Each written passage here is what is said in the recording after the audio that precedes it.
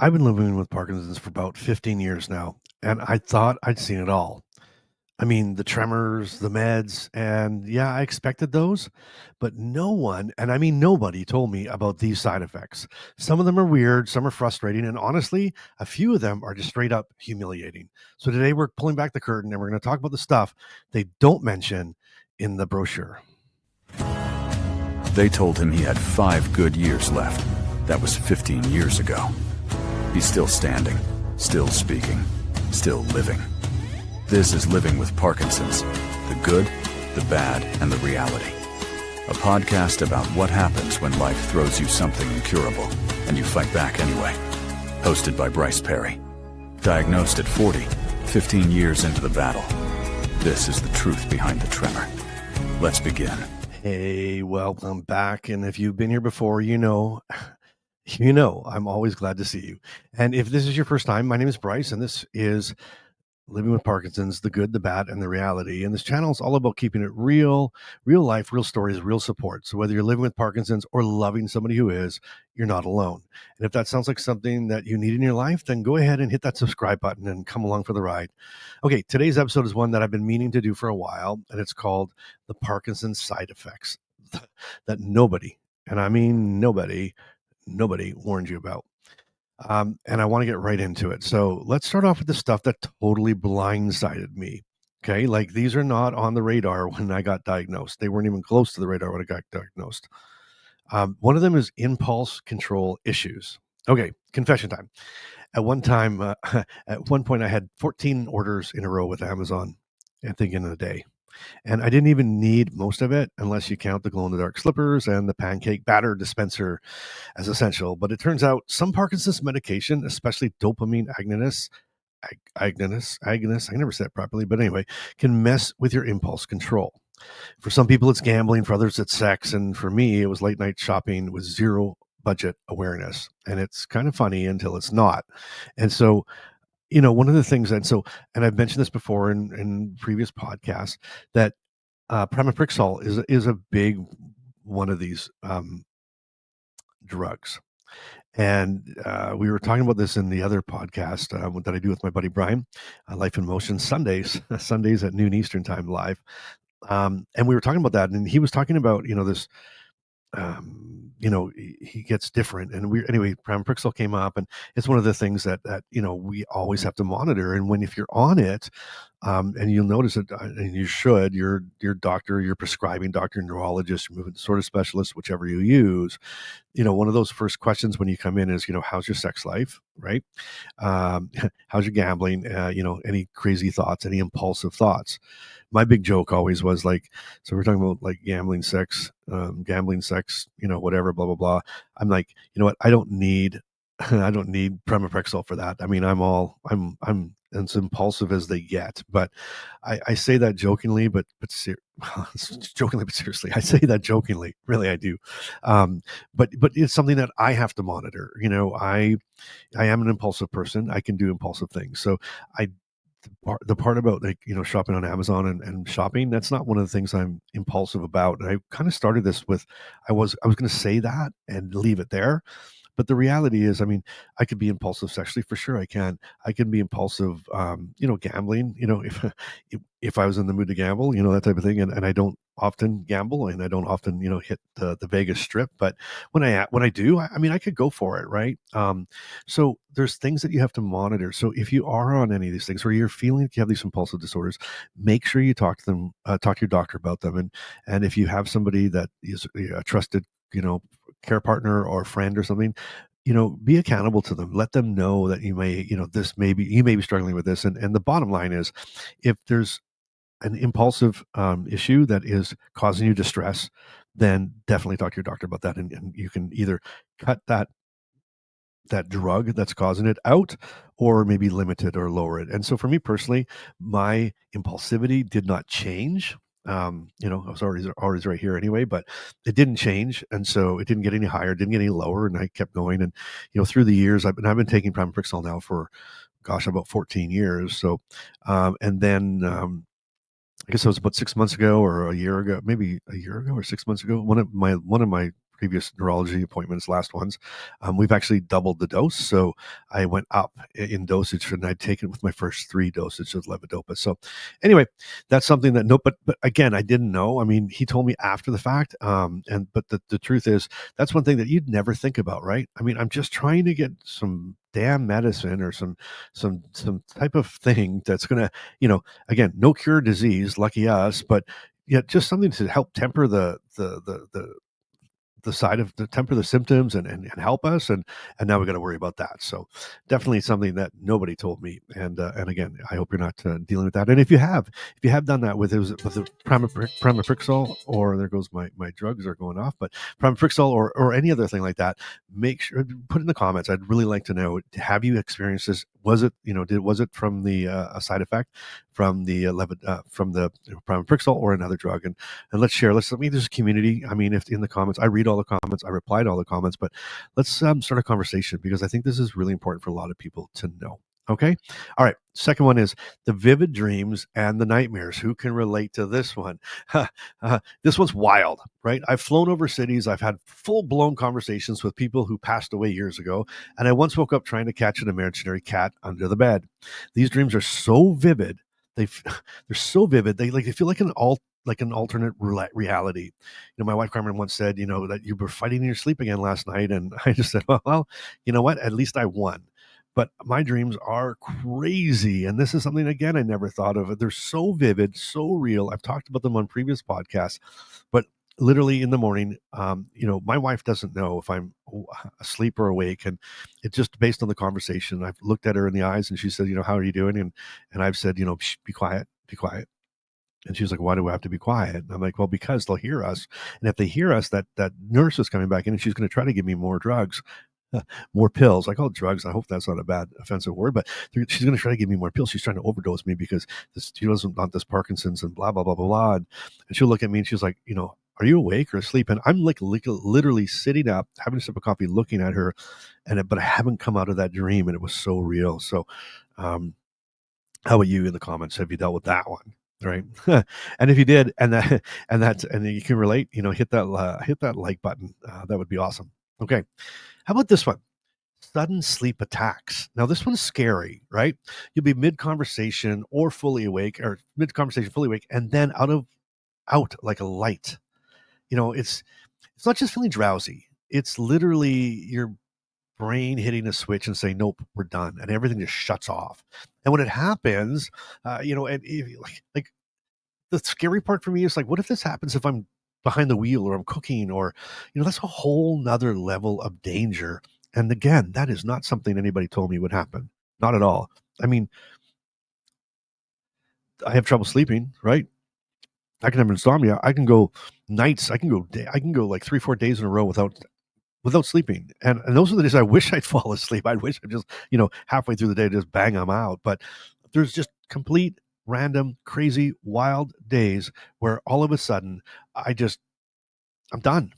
Everything shuts off. It's like someone turned the batteries off. Someone shut the light off and I'm just, so anyway, for me so far anyway, I have not fallen asleep doing something that I, could have been dangerous, but I mean, it could happen. And does that happen to you? Also, does that happen to you? Let me know in the comments. And has it ever caused you danger? Has there been danger? And it's wild, but I'd love to be part of the conversation. So here's the other thing, the other side effects that no one told me about, right? Was the daily life disruptors. Now, these ones they're not dramatic, right? They don't make the headlines, but they chip away at you day by day, bit by bit. And what are some of them? Okay, well, here's one. How about the nausea games, right? Taking meds shouldn't feel like solving a Rubik's Cube. Like too early, I'm nauseous. Too close to food, nauseous. Too late, now I'm stiff and nauseous. It's like playing Tetris with your stomach. Honestly, if you took me a full if you took me a full year, it took me a full year to figure out my med timing, right? And even now, it's still a moving target. So wherever you're at in the journey, if you're newly diagnosed, be patient with yourself, your doctor, and as you're trying to get this perfect dose of timing and dosage with your meds. Mine took me about a year. I'm glad it took me about a year, because it's been a great kind of template for me, 15 years in now, and I'm doing fairly well, right? But it's like, if I my one to third my third dose is usually around noon, right? So that's three levodopas and a pramipixole, and that's beyond that. I'm not even counting the high blood pressure and all those medications as well. But that third pill. So if I take my pills, the levodopa around like noonish, between noon and two, and I haven't had something to eat, even a cracker or some sugar or like a, you know what I love? I love M&Ms, peanuts. I love those things. How about a like for that? Do you like those M&M peanuts? Let me know in the comments, because maybe it's just me, but man, I could eat M&M peanuts all day long. Don't like the chocolate ones. I don't really, almond ones are okay, but the yellow package M&M peanuts. And this is not sponsored by M&M peanuts, but if there's some representative for M&M peanuts watching, I would love. I mean, I would like, you just send me M&M peanuts and I'll mention it in every broadcast. But anyway, I'm just teasing. Um, but if I need a little bit of sugar, or I need some crackers, or I need something in my tummy, if I haven't had lunch, that one just like whacks me out. Like, I get nauseous, I get dizzy, I get, room spinning. And so, anyway, again, these crazy side effects. Now, here's the big one, right? The dyskinesia. And I'm going to do an entire episode just on dyskinesia, because it's such a big topic. Everybody's asking me why I don't have dyskinesia, but I do. I'm gonna, and I'll show you a little bit more about it, talk about it, what it is, where it comes from, and how you can manage it. But the dyskinesia, that one messes with your confidence, right? You're finally up and moving, and now your body is moving too much, right? I've had people ask me if I'm okay, if I'm nervous, if I'm cold, if I've had too much coffee, and I'm just like, nope, just my brain firing off like fireworks for no reason. And sometimes I try to laugh it off, but some days it just makes me want to hide. So that dyskinesia, that's what that dyskinesia does with me, and that's why I'm so anal on medication timing and dosages, and being right on the nose, because every minute, even a minute here or there, or 5 minutes here or there, can really mess me up. And if I miss it, I'm you're going to see me again. I say it like this. You're probably sitting there going right now, oh, it looks great. It looks great. Well, thank you. But, but it's not about, for me. Okay. Is it vain? Yes, absolutely. But when people see me, right? See me doing, a video, or being on stage, or at a live event, you have to remember I'm at my best, right? I have timed my meds. I have timed everything around that moment to be as still, as cognitively zoned in as I possibly can. And that my joke, if you see me 3 hours from now, or you saw me 3 hours before this, you wouldn't say the same thing. If you were my wife, you wouldn't say the same thing. So there's like a me here. This is me now, like this. And then there's a whole different me. And so, but I just work really, really hard. I work diligently hard at maintaining the best I can be in public, and really all day, to be honest. It's not like I want to be doing this when I'm not on camera. So I just work hard at it. So anyway, how about this one? And again, don't, let me digress here a little bit. If dyskinesia, if I'm gonna, I just have this feeling that it's something that people want to know about, and so in the comments, let me know. Just please let me know. Just like dyskinesia, yes or no, big deal. Because I think I'm going to make a video on it here, do a podcast on it. I just want to make sure I don't want to waste my time or yours. I want to give you what you want, and but it's on my mind. So here is and by the way, if you're liking this, I'd love it if you'd like this video or share it with somebody who needs to hear it. Um, and if you're not a subscriber, please subscribe. I mean, come on the journey with us. You'll get notifications of when I'm on and going live, and that's the one thing for me. And I appreciate and I love all of my inner circle members and my subscribers. But I'm as honest and real as it can be, and I'm terrible at timing. Like, there's like, your podcast come out on Wednesdays and Thursdays at 6 a.m. And you know what? You know what I said to that? I have Parkinson's, man. I can't. I have to plan these around my Parkinson's, not the other way around. And so, I do my very best to give you as much notice when a new video is coming out. And I try my best to be on schedule and keep a schedule. But if you My best suggestion, if you want to follow me and if you're part of this community, is when you subscribe, if you're on YouTube, hit the bell, the notification bell, and that way you'll be notified when a new video comes out. Or you know what? Join the inner circle. There's links in the description below, and I'm going to put my schedules in there and let you know. That's where I have my schedule, so you'll know when things are coming out. You'll be the first to know. Okay, moving on. Anyway, mood swings. How about mood swings? Like, that one is hard to explain unless you've lived it. Like one minute I'm totally fine, and the next I'm like crying because I saw a dog in a baby stroller. It's like my emotions get hacked by a toddler with the sugar high, and it's not just me. It's like this. It's super common, but rarely talked about. I mean, I can go up and down like crazy. I can go as happy as I can be to like cranky and road ragey, or I can go from like that kind of just in a weird down mood, and then just laugh my butt off at something that really isn't that funny. And these mood swings are wild. And again, let's talk about it. Do you have mood swings? Do you deal with that? That's a wild side effect. Now, some side effects that I don't know if you'd consider these side effects normally a normal person, but I'm not normal.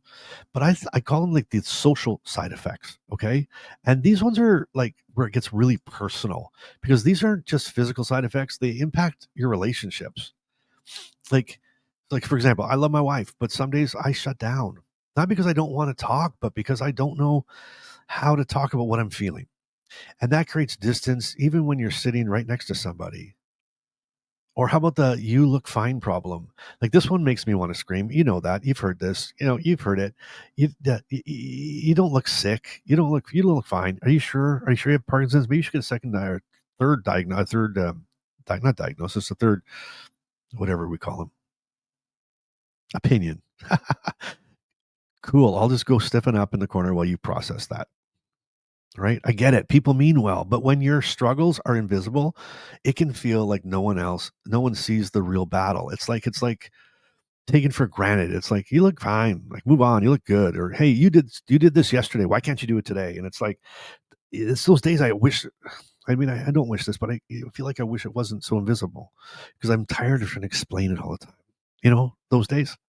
Anyway, there's also this side effect that I hate: changes in communication. I used to be expressive. I used to talk with my hands, animated, and I still do.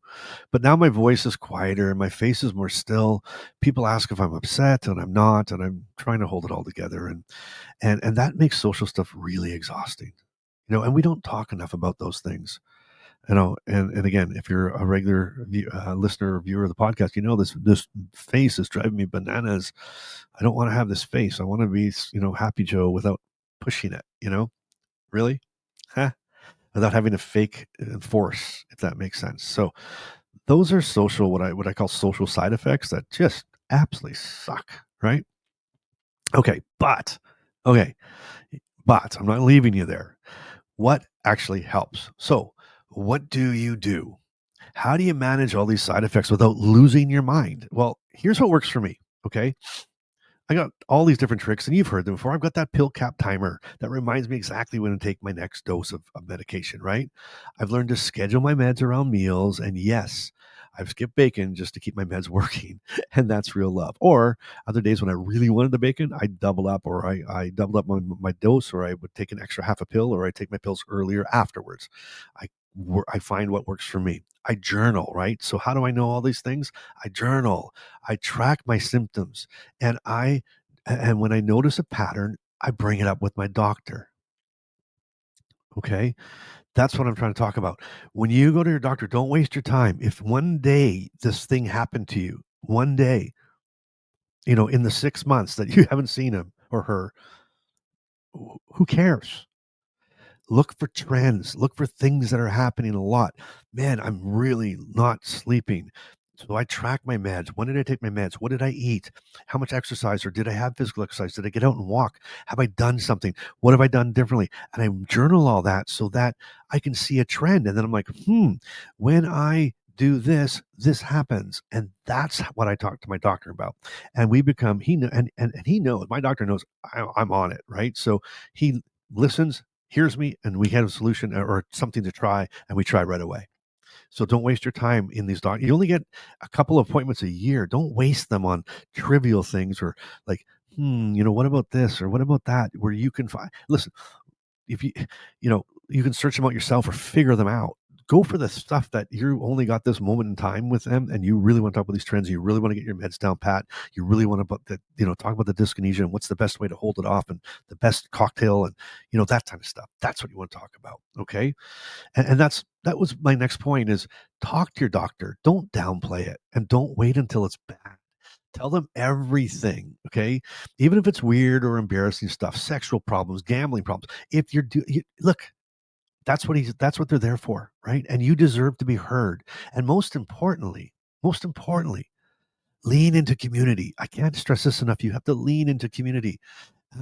Whether that's a support group, it might be this YouTube channel, right? It might even be the inner circle, that private community that I have, right? That where we can really talk and get dirty, get down and dirty, peel away this onion, peel away this, and that's why I like the private community because, and I think I'm so thankful for you that comment and make comments about what you're going through and how you're feeling because it's so brave, right? You're in a public forum and it's brave.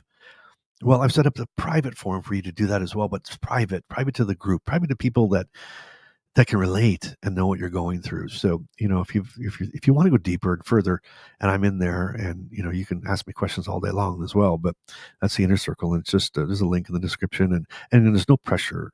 There's no pressure, and it's just I believe in it. I believe in community. I believe in fostering community, and I believe in being in community. So, it's sort of like I believe in community so much. I want y'all to join so you can all be my friends and we can all hang out together. And we do those live calls every month. So, but whatever it is, man, whatever it is, find your people because you don't have to do this alone. You really don't. Okay. So now it's your turn. What's the one side effect you wish someone had warned you about? Drop in the comments and let's make it a conversation, not just a video or a podcast, a conversation. And if this helped you or made you laugh or maybe even made you feel seen, give it a like, please. Share it with someone who needs it and subscribe so we can keep having these real, unfiltered chats. And hey, I've said it, I'll say it one more time. If you want to go deeper, come on into my private community and come hang out with me and the inner circle. Okay, links in the description. And above all else, thank you for watching. Thanks for being part of the community. And remember, this journey isn't easy, but we don't have to walk it alone. I'll see you next time. And until then, you keep doing life and keep doing it today.